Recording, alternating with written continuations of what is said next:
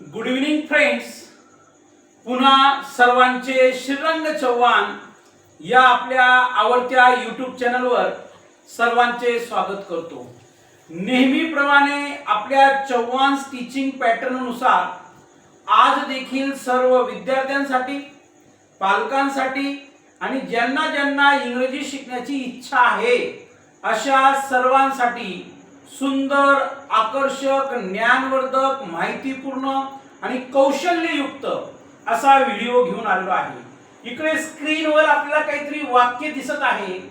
ती वाक्य वाचण्याच्या अगोदर, ती वाक्य एक्सप्लेन करण्याच्या अगोदर मला थोडीशी माहिती आपल्याला द्यायला आनंद वाटेल. माहिती अशी आहे की ही जी काही सर्व वाक्य आहेत, या सर्व वाक्यांच्या सुरुवातीला आपल्याला गो हा शब्द वापरायचा आहे. आता गो म्हणजे जा किंवा जाणे हे आपल्याला माहित आहे. मग गो शब्द घेतल्यानंतर मध्ये आपल्याला अँड शब्द घ्यायचा आहे. अँड म्हणजे आणि त्याच्यानंतर व्हर्ब घ्यायचा आहे. व्हर्ब म्हणजे काय? मुख्य क्रियापदाचं पहिलं रूप घ्यायचं आहे. मग बघा, अशा प्रकारची वाक्य सुद्धा आपण आपल्या दैनंदिन कम्युनिकेशन मध्ये, डे टू डे लाईफ मध्ये आणि लाईव्ह इंग्लिशच्या माध्यमातून आपण अशा प्रकारची वाक्य 100% बोलू शकतो. बघा, सुरुवातीला गो घ्यायचा आहे, त्याच्यानंतर अँड हा शब्द घ्यायचा आहे आणि त्याच्यानंतर व्हर्ब म्हणजे क्रियापदाचं पहिलं रूप घ्यायचं आहे. आता पहिल्या वाक्याकडे लक्ष द्या. Go and play.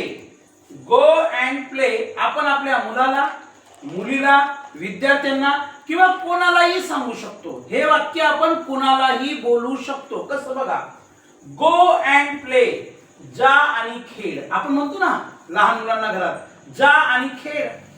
दुसरं वाक्य आहे गो अँड सीट, जा आणि बस, म्हणजे तिथं जा आणि बस.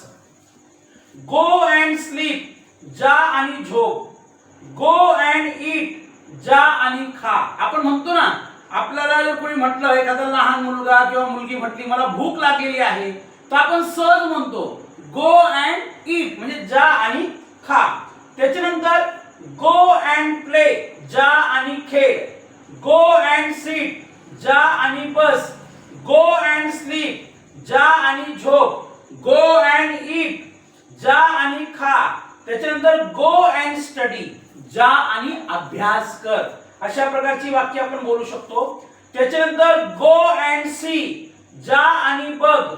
गो अँड आस्क, जा आणि विचार. तुला जर काही पाहिजे असेल ना कुणाकडून, तू जाऊ शकतो आणि विचारू शकतो. गो अँड आस्क, जा आणि विचार. त्याच्यानंतर गो अँड टेल, जा आणि सांग. म्हणजे तुला जे काही म्हणायचं आहे ना, तू त्या व्यक्तीकडे जाऊन सांगू शकतो. या अर्थाने गो अँड ब्रिंग, जा आणि घेऊन ये. गो अँड चेक, जा आणि तपासून पहा. तुला जर विश्वास नसेल तर त्या ठिकाणी तू जा आणि ज्या गोष्टीवर तुझी शंका आहे ती तपासून बघ, चेकआउट कर. त्याच्यानंतर बघा, अजून आपल्या समोर वाक्य आहे गो अँड वॉश, जा आणि धुवून घे. गो अँड टॉक, जा आणि बोल. गो अँड हेल्प, जा आणि मदत कर. गो अँड कॉल, जा आणि बोलावून आण. गो अँड वेट, जा आणि वाट पहा. म्हणजे आतापर्यंत आपण 15 वाक्य पाहिलेली आहेत. तो विद्यार्थी मित्र हो आणि आदरणीय पालक आणि जे जे इंग्रजी शिकू इच्छितात सर्वांना अनमोल सल्ला आहे.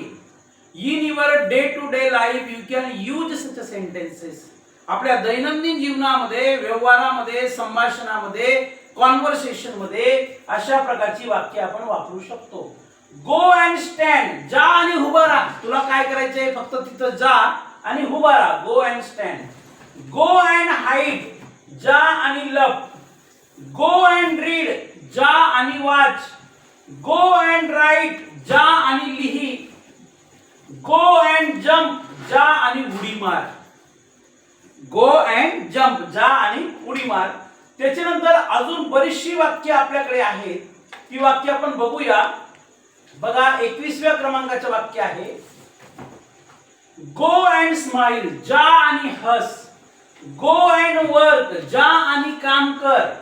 गो अँड क्लीन, जा आणि साफ कर किंवा स्वच्छ कर. गो अँड ओपन, जा आणि उघड. तुम्ही असं म्हणू शकता गो अँड क्लोज, जा बंद कर.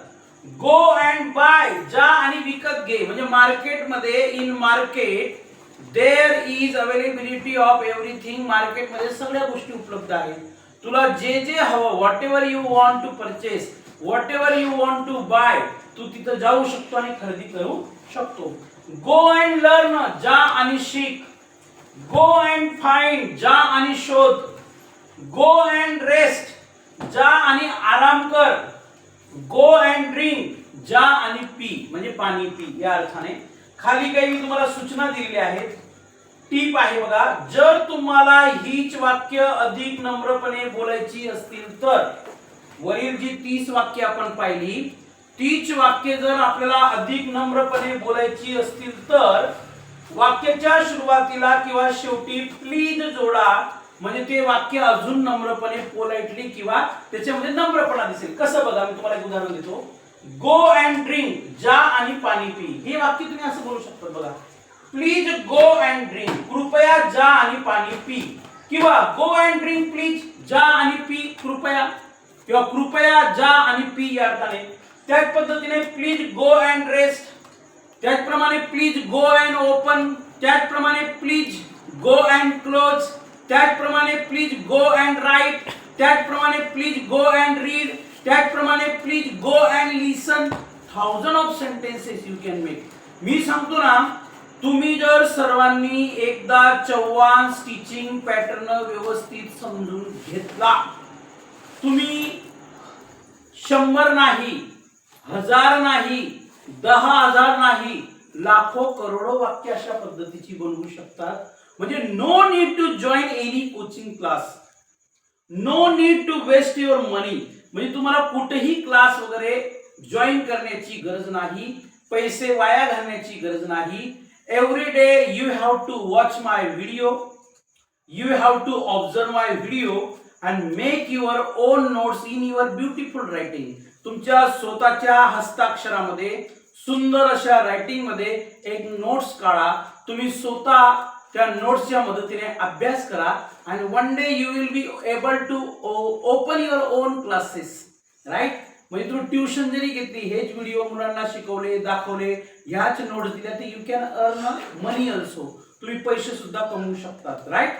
तर माझी ही सूचना, माझा अभिप्राय, इवन आजचा माझा व्हिडिओ किंवा कॉन्सेप्ट आपल्याला आवडली असेल तर हिला लाखोच्या संख्येने शेअर करा, सबस्क्राईब करा आणि बेल आयकॉन या बटनावर क्लिक करायला विसरू नका, जेणेकरून दररोज नवनवीन व्हिडिओ जे अपडेट होतात, तर फर्स्ट व्हिडिओ जसा अपलोड झाला तर you will get my first notification, right. So thank you very much. धन्यवाद. Nice to meet you.